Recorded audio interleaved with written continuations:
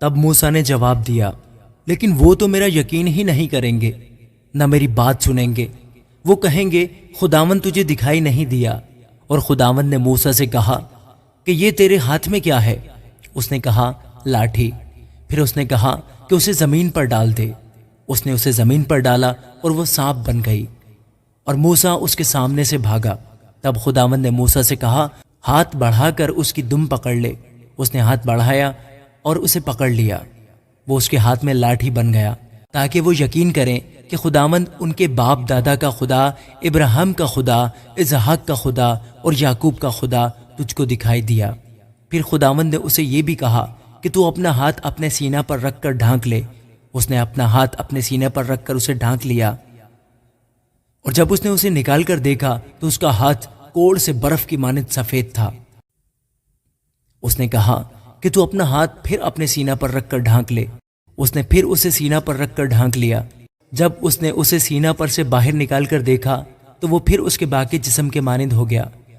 اور یوں ہوگا کہ اگر وہ تیرا یقین نہ کریں اور پہلے معجزہ کو بھی نہ مانے تو وہ دوسرے معجزہ کے سبب سے یقین کریں گے، اور اگر وہ ان دونوں معجزوں کے سبب سے بھی یقین نہ کریں اور تیری بات نہ سنے، اور وہ پانی جو تو دریا سے لے گا خشک زمین پر خون ہو جائے گا۔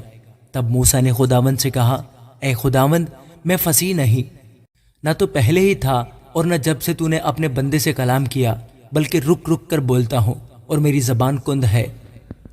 تب خداوند نے اس سے کہا کہ آدمی کا منہ کس نے بنایا ہے، اور کون گونگا یا بہرا یا بینا یا اندھا کرتا ہے؟ کیا میں ہی جو خدا ہوں یہ نہیں کرتا؟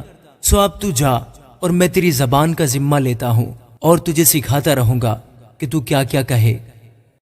تب اس نے کہا کہ اے خداوند، میں تیری منت کرتا ہوں، کسی اور کے ہاتھ سے جسے تو چاہے یہ پیغام بھیج۔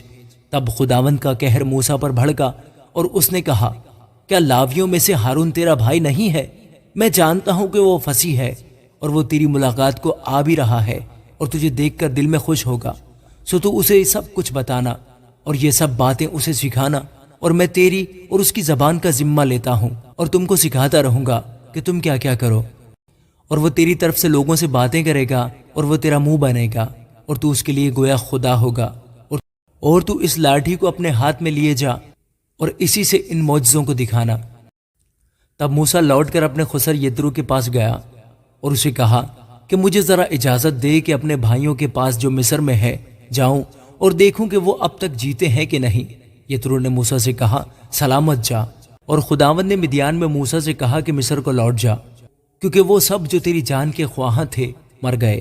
تب موسیٰ اپنی بیوی اور اپنے بیٹوں کو لے کر اور ان کو ایک گدھے پر چڑھا کر مصر کو لوٹا۔ اور موسیٰ نے خدا کی لاٹھی اپنے ہاتھ میں لے لی۔ اور خداوند نے موسیٰ سے کہا کہ جب تو مصر میں پہنچے تو دیکھ وہ سب کرامات جو میں نے تیرے ہاتھ میں رکھی ہیں فرعون کے آگے دکھانا، لیکن میں اس کے دل کو سخت کروں گا اور وہ ان لوگوں کو جانے نہیں دے گا۔ اور تو فرعون سے کہنا کہ خداوند یوں فرماتا ہے کہ اسرائیل میرا بیٹا بلکہ میرا پہلوٹا ہے، اور میں تجھے کہہ چکا ہوں کہ میرے بیٹے کو جانے دے تاکہ وہ میری عبادت کرے، اور تو نے اب تک اسے جانے دینے سے انکار کیا ہے۔ سو دیکھ میں تیرے بیٹے کو بلکہ تیرے پہلوٹے کو مار ڈالوں گا۔ اور راستہ میں منزل پر خداوند اسے ملا اور چاہا کہ اسے مار ڈالے۔ تب صفورہ نے چکمک کا ایک پتھر لے کر اپنے بیٹے کی کھلڑی کاٹ ڈالی اور اسے موسیٰ کے پاؤں پر پھینک کر کہا تو بے شک میرے لیے خونی دلہا ٹھہرا۔ تب اس نے اسے چھوڑ دیا۔ بس اس نے کہا کہ ختنہ کے سبب سے تو خونی دلہا ہے۔ اور خداوند نے ہارون سے کہا کہ بیابان میں جا کر موسیٰ سے ملاقات کر۔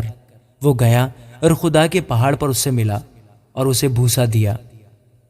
اور موسیٰ نے ہارون کو بتایا کہ خدا نے کیا کیا باتیں کہہ کر اسے بھیجا اور کون کون سے معجزے دکھانے کا اسے حکم دیا ہے۔ تب موسیٰ اور ہارون نے جا کر بنی اسرائیل کے سب بزرگوں کو ایک جگہ جمع کیا، اور ہارون نے سب باتیں جو خداوند نے موسیٰ سے کہی تھی ان کو بتائیں اور ان کے سامنے معجزے کیے۔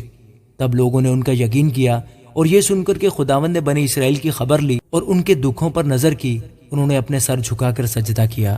آمین۔